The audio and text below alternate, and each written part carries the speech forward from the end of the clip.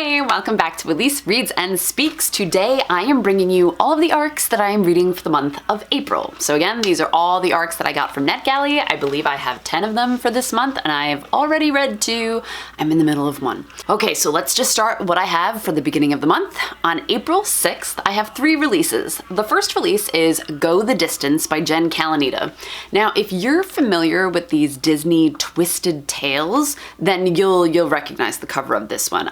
This one grabbed my eye because I really enjoy Hercules, okay? I love that Disney movie. I don't think it gets enough love. I know that it's not close in line to the Greek mythology, okay? Like Hera actually hates Hercules and didn't give birth to him.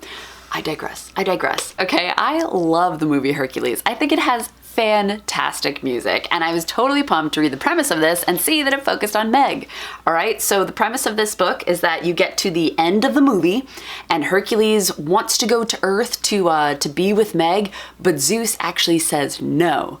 So Hera gives Meg this quest. You know, if she can complete the quest, then she can become a god. The quest is that she has to save her ex's current wife from the underworld. Do you remember that from the movie? Like, she gave her life to save her ex, and then her ex went off and found somebody else. So that somebody else is the person she needs to save from the underworld. I think that sounds wonderful. I'm so stupidly excited for that one. My next April 6th release is Hello, Cruel Heart by Maureen Johnson. This one is a villain origin story about Cruella de Vil.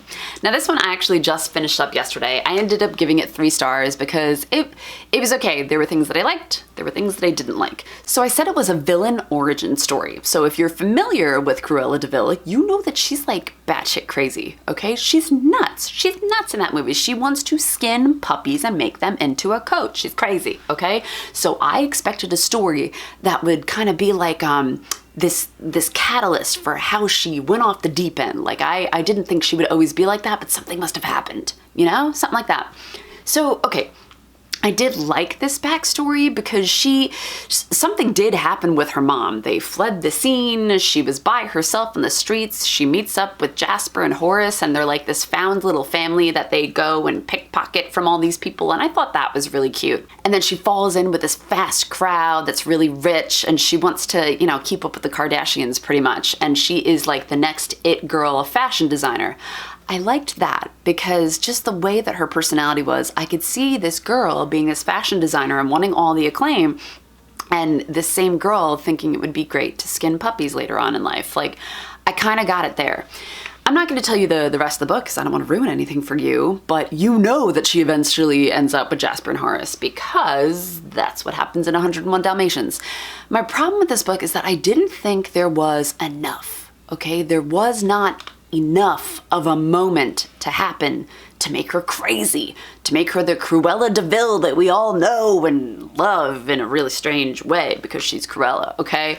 I just didn't think there was enough there. However, very fast read. It's a fun read. Like, if you like the Disney stuff, you like 101 Dalmatians, I do think you would enjoy this one. It's just not one that blew me away. My next April 6th release is Pride and Premeditation by Tirzah Price. I have talked about this one on my channel because I have already read it. I listened to the audiobook and I enjoyed it. I gave it 3 stars. This one is a Pride and Prejudice retelling where Elizabeth and Darcy are lawyers and they are trying to help out Bingley, who has been accused of this crime. They don't believe that he did it. And of course, you know, like, we know that he didn't. Bingley wouldn't do something like that, okay?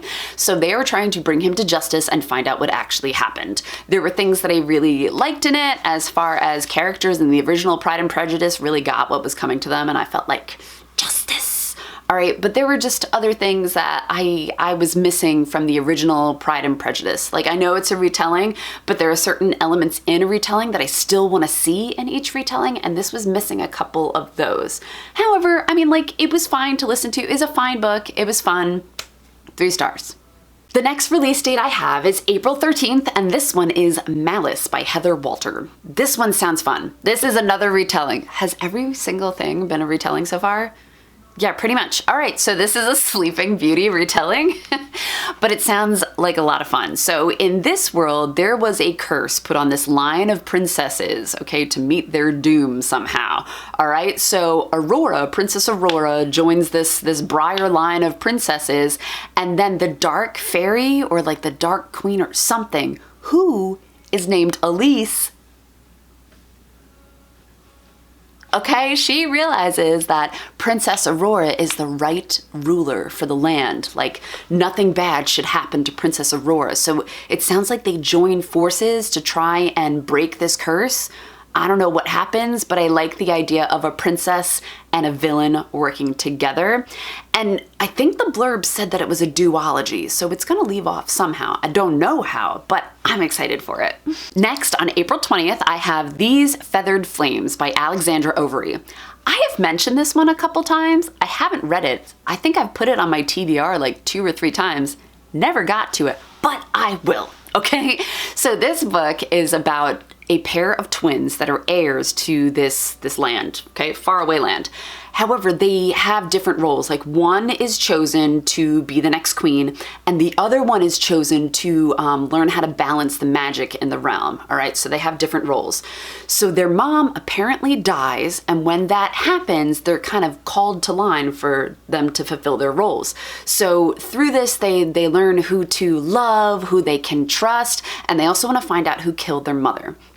And I did see that this was an Own Voices, so like, I know Own Voices, she must not be the magical heir to a throne. I want to say it's going to be LGBT rep in there. Don't quote me on that because I'm not sure, but some part of it is Own Voices, and I know that the author doesn't do magic, and I know she's not in line for a throne. The next release date is April 23rd. This one is The Jane Austen Investigates by Julia Golding. So are we sensing a theme here? Because I'm pretty sure I already mentioned Jane Austen.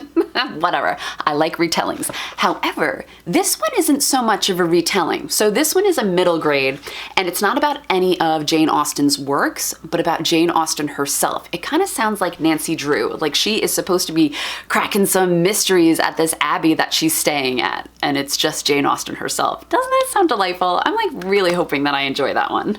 The next date that I have, April 27th, I have 2 releases. The first one is Violet and Daisy by Sarah Miller. Now this one is about a pair of conjoined twins that performed in like sideshow, vaudeville, burlesque arenas, and it just kind of follows their life. I believe it's completely nonfiction. Like, I think this is a true story all the way through. I don't think it's like a fictional tale based on a true story, but I just wanted something a little different, and the idea of this pair of conjoined twins that performed in these shows in the 1920s and 1930s, I thought sounded pretty cool.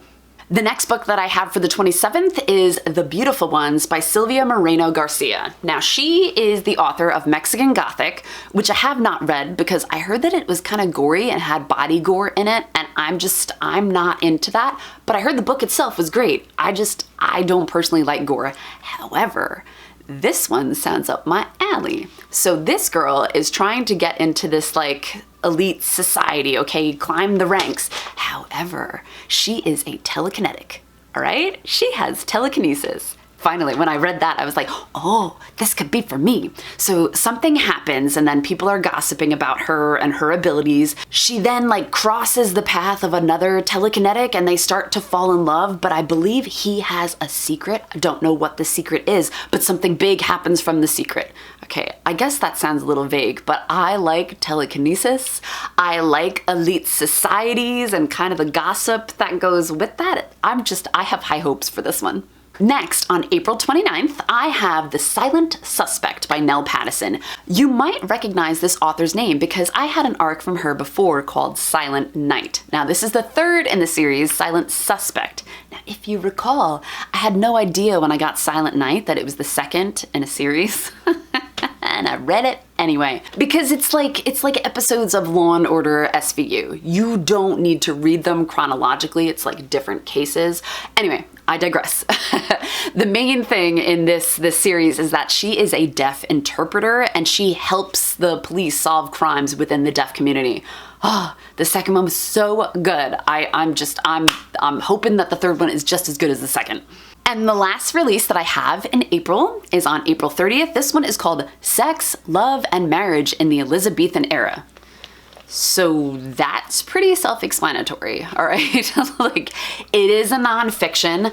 I like the blurb in it because it's not just focusing on stuff in the court. Like, when you think of the Elizabethan age, you think of the court, okay? But there's also stuff in there, like they're doing church accounts of adultery, even rapes. There's some private journals from married couples within that time. And it just seemed like a big mishmash of stuff that I would be interested in. You know me, I'm a huge Tudor nerd, love anything to do with the Tudors. I saw this and I was just like, this sounds fabulous. And I like to just vary up my reading a little bit with some nonfiction every now and then. So I think this will be the perfect palate cleanser. All right, so those are the 10 arcs that I have for April. I've been through 2 of them. I'm in the middle of the 3rd right now, so I definitely think that I will get through them all, which is awesome. If you have any of these on your shelf from NetGalley and you want someone to buddy read with, hit me up. I love to read with friends. All right, that's all I've got for you today. Thank you for tuning in to Elise Reads and Speaks, and I will catch you next time, guys. Bye!